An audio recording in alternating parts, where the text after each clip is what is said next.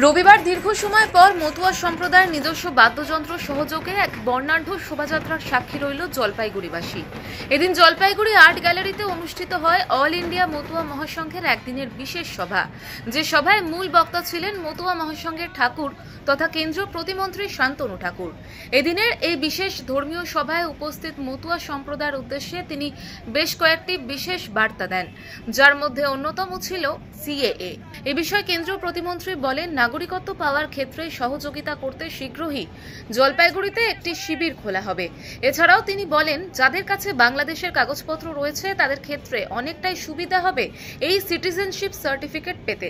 এই ক্ষেত্রে 1955 সাল থেকে 1987 সালের মধ্যে যারা ভারতে এসেছে বা যাদের সন্তানদের জন্ম এই দেশে হয়েছে তাদের কোনো কাগজপত্র জমা দিতে হবে না।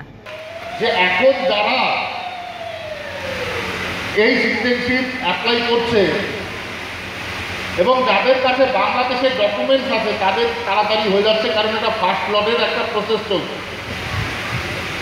দ্বিতীয় সেকেন্ড লটের প্রসেস চলবে, যাদের কাছে ডকুমেন্ট নেই তাদেরকে সিটিজেনশিপ দেওয়ার প্রসেস চলবে।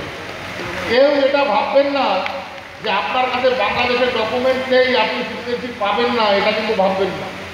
তার জন্য আমাদের অল ইন্ডিয়া মতুয়া মহাসংঘ সর্বক্ষণ মতুয়াদের পাশে আছে। জলপাইগুড়ি থেকে উজ্জ্বল হোরের রিপোর্ট, ওঙ্কার বাংলা।